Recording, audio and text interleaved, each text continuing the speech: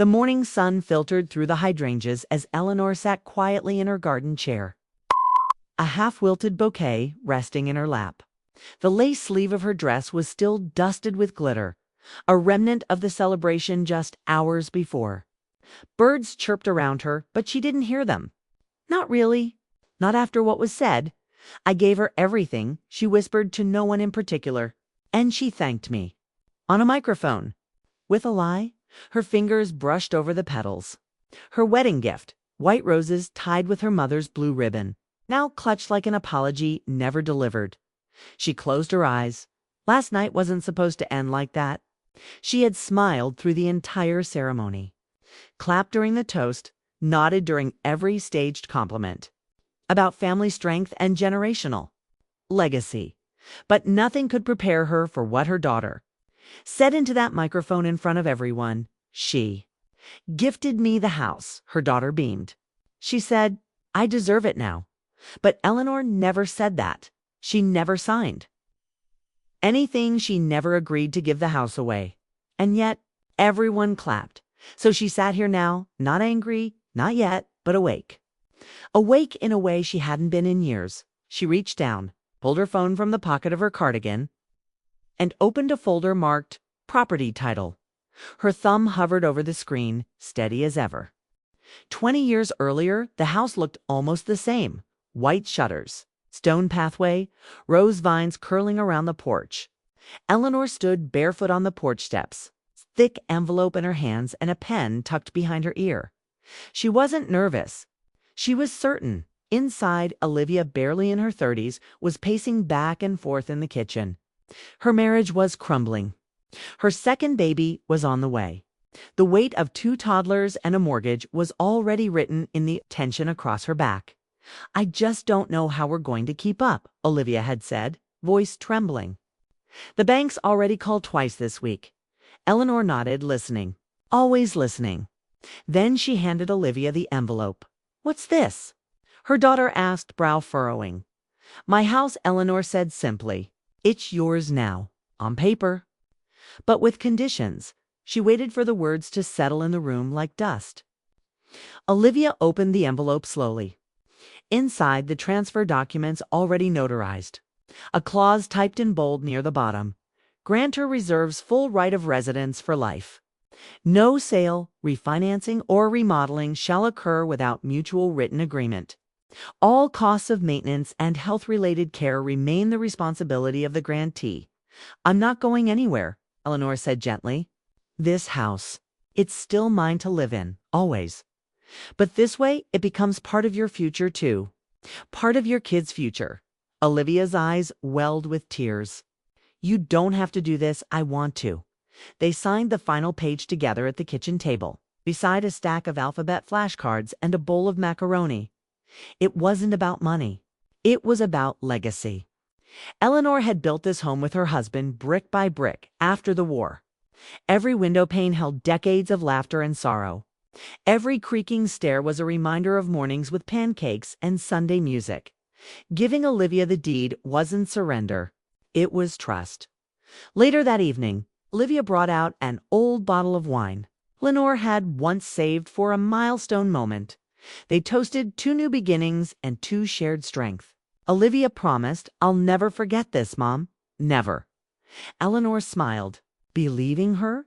Years passed, the house stayed alive with life. Birthday candles, scraped knees, sleepovers, graduations. Eleanor sat through all of it. Her chair in the corner of the living room never moved. She helped raise her grandkids while Olivia returned to work. She paid for braces, helped with college forms. She cooked, cleaned, and held the family together while Olivia built her career back from the ground up. And through it all, no one brought up the papers. No one questioned the agreement because Eleanor had never stopped being the heart of the home. Until now, until that night. At the wedding, when her daughter stood in front of 200 guests, microphone in hand, and said something that turned the past into a footnote. She gifted me the house. She said I deserve it now. Not we shared it. Not she trusted me with it. Not even we agreed to preserve it. Just she gave it to me. Eleanor sat in her chair, hands folded over her lap, smiling for the camera. But her mind was already unraveling everything. Now, sitting in her garden the morning after, she could still hear the applause, still see the flash of Olivia's ring as she raised her glass, still feel the silence in her own throat, how it tightened but stayed quiet. But not anymore, not today. The document still existed. It was still valid. And Eleanor had never rescinded her rights. It wasn't just a house. It was a promise, broken not with a sale but with a sentence, a lie, dressed up in gratitude, a daughter's ambition, disguised as inheritance. Eleanor looked back at the porch where they'd once signed those pages together. The paint was chipped now.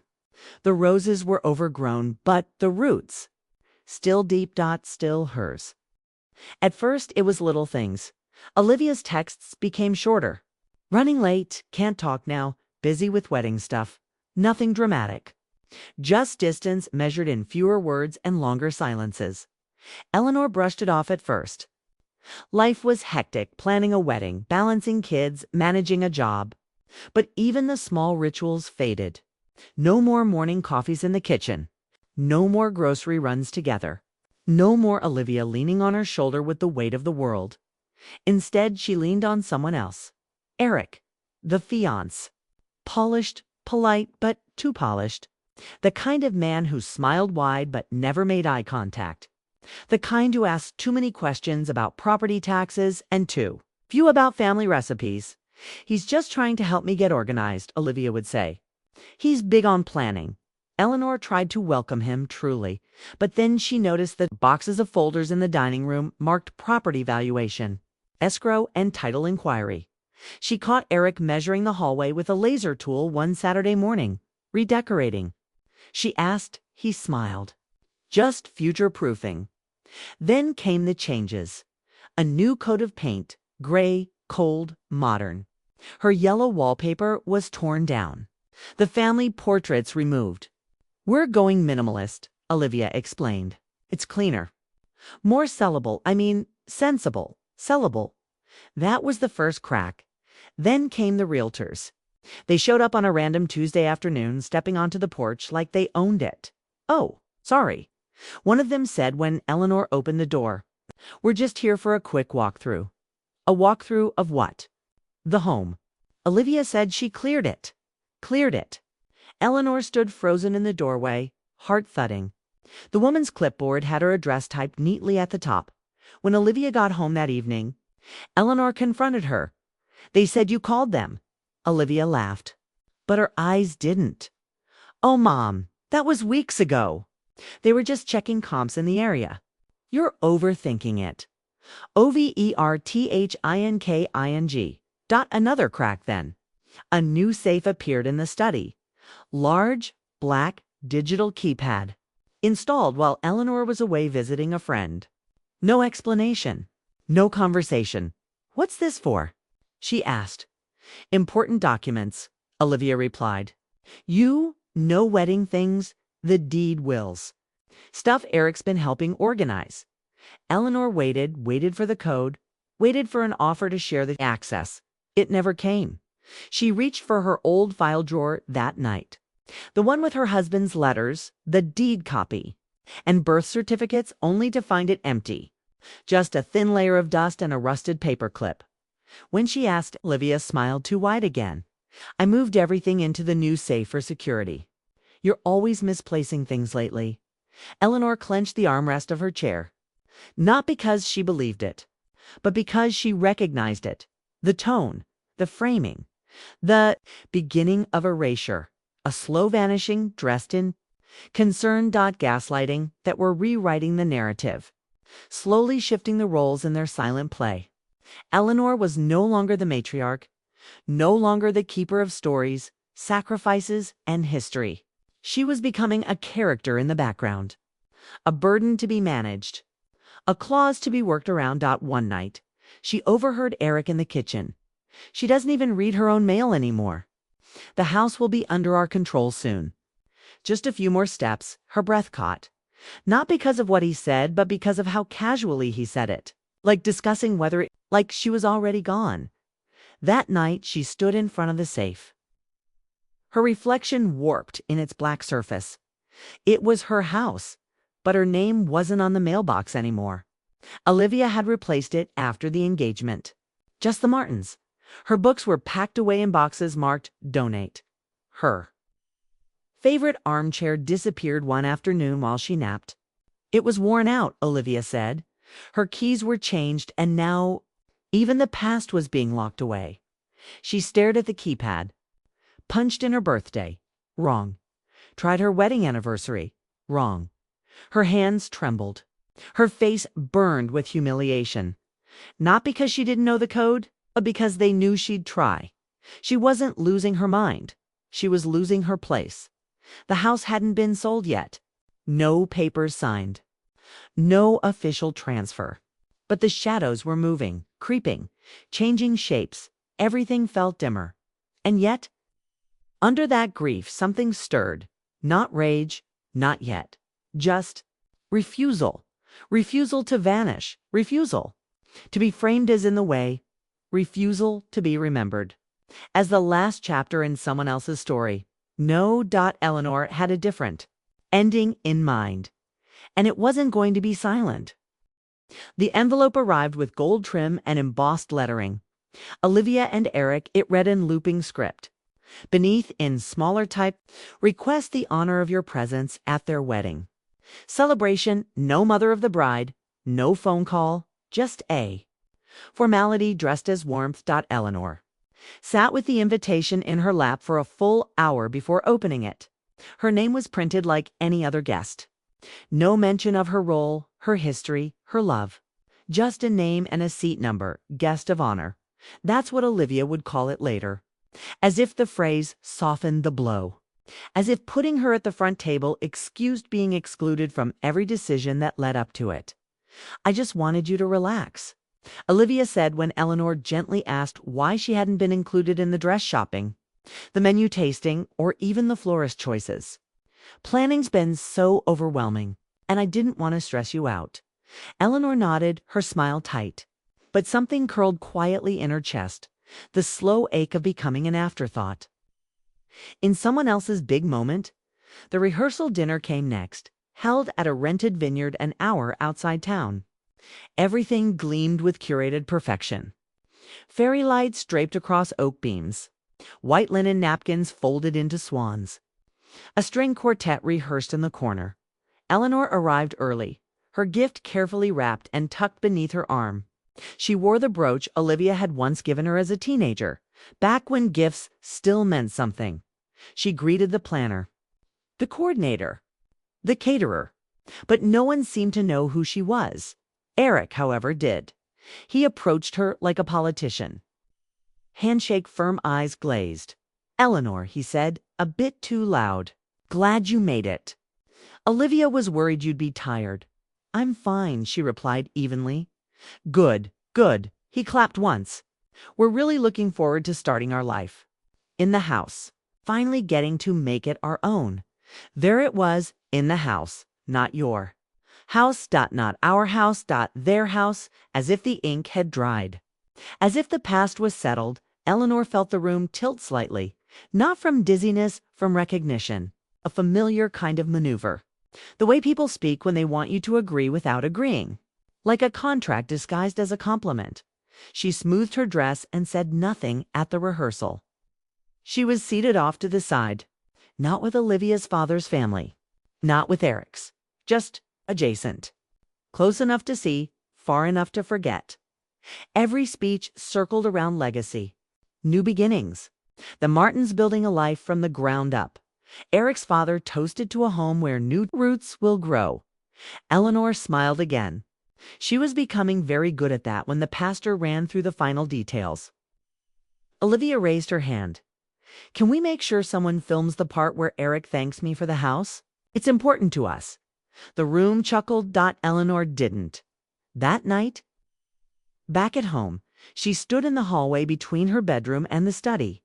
Her footsteps echoed in a house filled with shadows of things no longer hers. The guest room had been converted into a staging area. Wedding boxes, decorations, seating charts. She paused by the study door. where the new safe sat like a silent intruder. She didn't try the code this time. She already knew it wouldn't work.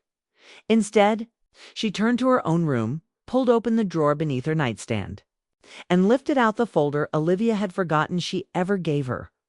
Or maybe hoped she'd lost. The original deed. The agreement. The clause about Eleanor's lifetime living rights. The stipulation about requiring written consent before any sale. And her husband's handwritten note still attached to the last page. Make sure they remember this wasn't theirs to take. She read it twice, then placed it gently back in the morning. She would put on her best dress. She would smile for the cameras. She would hand Olivia the envelope with her blessing and keep her silence, but only for now, because if they wanted a stage, they'd get one, and if they wanted applause, they'd better be ready for truth. The ballroom glowed with amber light. Strings of crystal hung from the chandeliers, casting soft reflections across wine glasses and polished silver. Waitstaff moved like clockwork, refilling champagne flutes and balancing trays of pecan tarts and shrimp skewers. Eleanor sat near the head table, her name etched in gold on a white card tucked neatly beside the centerpiece. She hadn't touched her plate. The music was too loud, the air too warm. She could smell the gardenias woven into the napkin rings, Olivia's favorite. She watched her daughter glide from guest to guest, the picture of bridal perfection. Olivia laughed easily, her hand curled around Eric's arm, their bodies turning toward the stage as someone tapped a microphone. The DJ's voice rang out. "Ladies and gentlemen, if we could have your attention for just a moment, the bride would like to say a few words." Polite applause rippled through the room. A few guests stood, glasses raised in anticipation. Olivia stepped up to the mic, radiant and flushed with champagne and control. First, she said, her voice sugary sweet, "Thank you all for being here. It means the world to us to celebrate with the people who've watched us grow as individuals. And now, as a couple." More claps. She glanced toward Eric, then back at the crowd. Her expression softened, practiced, calculated, the kind of face that had learned how to disarm before slicing. "We're so grateful for the support, the love, and the future we get to begin together. And especially," she paused for effect, her smile broadening, "we're grateful to be starting our new chapter in the beautiful house. It's now officially ours." The room broke into cheers, champagne glasses clinked. A few people turned, smiling, toward Eleanor, but she didn't smile back. She couldn't move. The words had landed like bricks, not for what they said, but for how they said it. Now officially ours. She hadn't signed a thing. There had been no conversation, no agreement, just this moment. A public announcement as loud as any contract. She felt the blood drain from her hands, her fingers tightening around the linen napkin in her lap. Every conversation, every side glance, every deflection from Olivia now clicked into place like tumblers. In a lock. This was a performance. This was a claim staked not with honesty, but with applause. Her heart didn't race, it hardened, with slow, deliberate movements. Eleanor placed the napkin beside her plate, stood and stepped out from behind the table. The chatter quieted as she moved just one step, then another. Not rushed, not flustered. Olivia's smile wavered. "Mom?" she said into the mic, laughing nervously. "What are you?" Eleanor climbed the short staircase to the stage and gently reached for the microphone. There was a pause, then she took it. "Thank you, Olivia," she said, her voice even. That was quite a speech. A hush fell across the crowd. She looked out at the faces, some confused, some amused, others already sensing something deeper beneath her calm. "I hadn't planned to speak tonight," she continued, "but since we're making declarations, thought I might clarify a few things." Olivia stepped forward, reaching for the mic. "Mom, this isn't..." Eleanor raised a hand, still calm. "One moment, sweetheart. I listened to you. Now you can listen to me." The room stilled. When my husband and I first bought that house, Olivia was still learning to walk. She scraped her knees on the brick path. She built pillow forts in the sunroom. She learned to drive in the gravel driveway. That house, it carries every version of her. Her voice caught just once a breath, not a break, and 20 years ago she continued. I signed the deed to her name as a gesture of legacy and love. But with it came conditions. Legal ones. Emotional ones. A promise that I would live there as long as I chose, with full rights, full access, and full respect. She turned to look at Olivia, whose smile was now gone entirely. No one asked me if they could claim it. No one discussed selling it. And certainly no one had permission to make public declarations on my behalf. A few guests shifted, uncomfortably. Eric stared at the floor. Eleanor turned back to the crowd. I share this not out of bitterness, but clarity, because words matter, especially when they're spoken into microphones. Her eyes swept the room. I am not simply a guest in my own story. I am not an afterthought. And I did not come here tonight to be applauded. I came to remind my daughter, and everyone else, that legacy is not taken. It is earned. Then she handed the microphone back to the DJ, stepped down from the stage, and returned to her seat, her back straight, heart steady, and her silence now louder than any announcement. Eleanor stood at the edge of the stage, her fingers brushing against the smooth metal of the microphone. The room had fallen into an eerie hush, like the moment before a thunderstorm breaks. Even the DJ, half crouched behind his setup, didn't move. The music had stopped. Time seemed to pause. Her heels clicked once against the wood platform as she took a single step forward, microphone now in hand. Her back was straight, spine like steel. She didn't shake. She didn't clear her throat. She just spoke. I wasn't going to speak today, she said softly. I thought this day belonged to Olivia. 2 new beginnings. But then she brought up the house. A murmur rose, quickly silenced by the sheer weight of her tone. You see, Eleanor continued, 20 years ago, I gave Olivia a gift. A house. A home. But not without boundaries. Not without intention. Not without love. She glanced briefly toward Olivia, whose smile had disappeared completely. Her face was pale now, her fingers clenched around the edge of her wedding bouquet. The deed was signed in her name, yes, but only under 3 conditions. 1. I would have the right to live in that house for the rest of my life. 2. No sale or renovation would happen without my written consent. And 3. Eleanor let her voice hang for a second. 3. The home would never become a weapon. Not a prize. Not a possession dangled like a medal in front of strangers. She let the words settle. Let them find their weight in the silence. I wrote those clauses because I believed in trust. I believed my daughter would honor them. I believed she would understand that legacy is a bridge, not a throne. Eyes from every table were now fixed on her. Olivia's new husband avoided her gaze entirely. But tonight, Eleanor continued, I watched my daughter stand here and announce in front of everyone that the house was now hers, fully, unconditionally, publicly. She exhaled once slowly. That wasn't just a lie. It was a rewriting, a silent attempt to erase me from my own story. And I won't let that happen. Someone in the back coughed. Someone else whispered. Eleanor didn't flinch. I didn't come up here to argue or to shame anyone, but I will say this. Clearly, for the record, since we're all recording everything these days, she turned to the guests now, her voice gaining quiet force. The house is not hers. Not in the way she claimed, not by law, and not by heart. And until the clauses I placed are honored, it will never be hers in full. She turned back to Olivia, whose lips trembled now, but who said nothing. And one last thing. Eleanor said, her voice dropping lower, firmer, with that final gut-punch softness that lands deeper than shouting ever could. I didn't raise a liar. A pause, sharp as lightning. So I hope she proves me wrong. And with that, she placed the microphone gently on the podium. No dramatic walk-off. No slam of doors.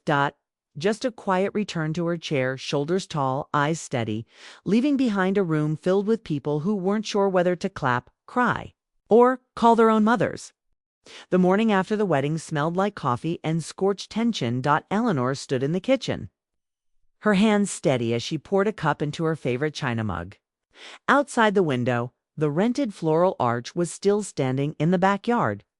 A few wilted petals drifted across the grass, carried by the breeze, like echoes of a celebration that had soured overnight. Her phone buzzed. Again, Olivia had already called twice, left one voicemail. Then her son-in-law had called, though he didn't leave a message. Eleanor didn't answer either. The third buzz was a text from Olivia. "We need to talk." That was humiliating. Then another. "You made us look like liars on our wedding day." Eleanor took a sip of coffee, her silence louder than any response. A knock at the door startled her. It was her sister Darlene, who had flown in for the wedding. She stepped inside without waiting. "You need to fix this," Darlene said, setting her purse down with a thud. "Olivia's in tears. The new in-laws are shocked. They're saying you ruined the night." Eleanor didn't look up. "Did I lie?" "That's not the point," Darlene snapped. "The point is, you embarrassed her. Publicly. She's your daughter. She's also the one who publicly declared my house was hers," Eleanor said, finally raising her eyes. "Without consent. Without truth." Darlene sighed and sat down. "You've always been dramatic." "No," Eleanor said quietly. "I've always been quiet. That was the first time I raised my voice, and I didn't even have to shout." They sat in silence, broken only by the faint ticking of the kitchen clock. Eleanor's phone buzzed again. Another message. She almost didn't check it until she saw the name. It was her granddaughter. "Grandma, I didn't clap. I knew it wasn't true." Eleanor stared at the screen. A small, slow warmth spread in her chest. That line, so simple, so soft, was a crack of light in the thick wall of betrayal. She wrote back one line. "Thank you. That means more than you know." Outside, a car engine started. Darlene left without another word. Eleanor walked back into the garden, coffee in hand. The arch still stood. She didn't tear it down. She let the petals fall on their own. Some truths didn't need defense. They only needed time to bloom. The air in the lawyer's office smelled faintly of leather and old paper. Eleanor sat across from Mr. Halbrook, the same man who had handled her estate paperwork 2 decades ago. He was older now, glasses lower on the nose, hair grayer, but his mind, like hers, had only sharpened with time. "I was wondering when I'd see you again," he said, flipping through the folder she had handed him. "I was wondering when I'd need to," Eleanor replied, voice steady. Inside the folder were the original documents, the deed with her husband's signature, the notarized agreement outlining her lifetime residency rights, and the clause stating any sale or change of ownership would require her written approval. Everything was still intact, untouched. Untapped, UNTAMPE. Mr. Halbrook leaned back, whistling low. "Well, this changes everything." Eleanor folded her hands in her lap. "They thought I'd forgotten, that I'd be too old, too tired, too polite to push back." "They were wrong," he said, with a small, admiring smile. Within the hour, they filed a notice of claim, a formal alert to any third parties that the property could not be sold, transferred, or otherwise tampered with without Eleanor's direct approval. That would stop any potential sale in its tracks. Then came the power of attorney. "I want it revoked," Eleanor said firmly. "Olivia should no longer be able to speak for me. Not on paper. Not in life. Understood," he said, pulling out a fresh form. "And I'd like to update my will," she added. This time, she didn't leave room for interpretation. No vague phrasing. No emotional generosity that could be twisted later. She specified exactly what Olivia could and could not inherit. More importantly, she built in protections, legal safeguards that couldn't be challenged easily. "I want it clear," she said, "that silence is not consent. That family ties do not give anyone the right to erase me." Mr. Halbrook nodded, scribbling notes. As he finalized the drafts, Eleanor stared out the window. The courthouse clock chimed noon. People passed by on the street below, busy, distracted. Younger, she had once walked those streets with Olivia, holding her hand. Now she walked them alone, but taller, when everything was signed, witnessed, and sealed. She slipped the updated will into her bag alongside the deed and claimed notice. Mr. Halbrook stood to walk her out. "You did the right thing," he said. Eleanor turned back and smiled. "No," she replied. "I did the necessary thing." And with that, she stepped back into the world, not just protected, but powerfully, undeniably seen. It started as a whisper in the church bulletin group chat. Then someone uploaded the video. A guest at the wedding, maybe one of Olivia's friends, maybe not, had recorded Eleanor's speech. The quality was clear enough to capture every word, every pause, every face in the background, especially Olivia's. The video found its way to social media. First, a local wedding group, then a page called Family Tea. Within hours, it spread. A caption read, "Grandmother shuts down her daughter's fake inheritance claim." At the wedding reception, the views ticked upward slowly at first, then by the thousands in the comment sections. Strangers wrote things like, "This is why you never assume what isn't yours. Eleanor is a queen. Grace and grit in one. We protect our elders, not plot behind their backs." The video was shared in forums about elder rights, estate theft, and generational entitlement.